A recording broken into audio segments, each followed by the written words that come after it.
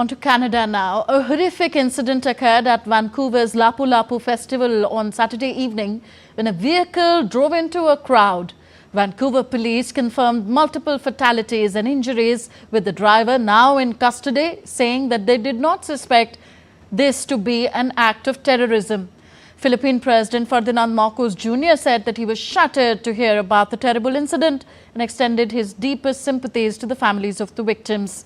Britain's King Charles and the Queen also paid tribute to the victims of the attack.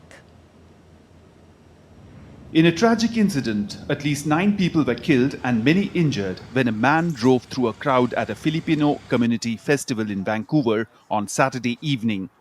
Police arrested a 30-year-old Vancouver man at the scene who was known to them.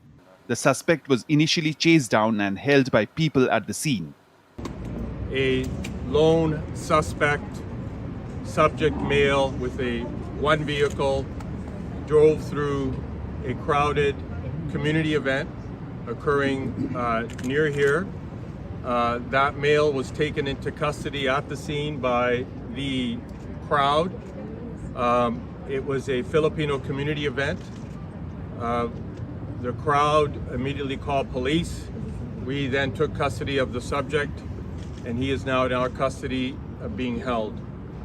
The incident happened shortly after 8 p.m. on Sunday, when members of the Filipino community gathered to celebrate Lapu Lapu Day in Vancouver's Sunset on Fraser neighborhood. The festival, which is dedicated to a Filipino anti-colonial leader from the 16th century, falls this year on the weekend before Canada's election. I feel very devastated because I myself am Filipino, and we look forward to events like these, and for these accidents to happen to my fellow people, it just sucks, you know? So now the next time we have this Lapu Lapu event, it seems like it wouldn't be as welcoming anymore to come to these events. But yeah, I just feel very sorry. Canadian Prime Minister Mark Carney called the incident horrific. An investigation is ongoing to determine how and why this horrific attack occurred. Authorities have confirmed that one person is in custody, and it is believed that they acted alone. Overnight, I was briefed by my National Security and Intelligence Advisor and the Public Safety Minister about the situation. Currently, we do not believe that there is any active threat to Canadians. Canadian politician Jagmeet Singh, who had been campaigning at the festival earlier but had left before the attack occurred, also offered his condolences.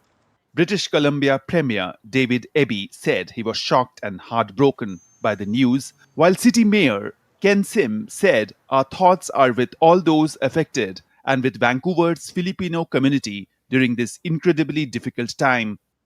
Saturday's event featured a parade, a film screening, dancing and a concert, with 2 members of the Black Eyed Peas featured on the lineup, published by the organizers.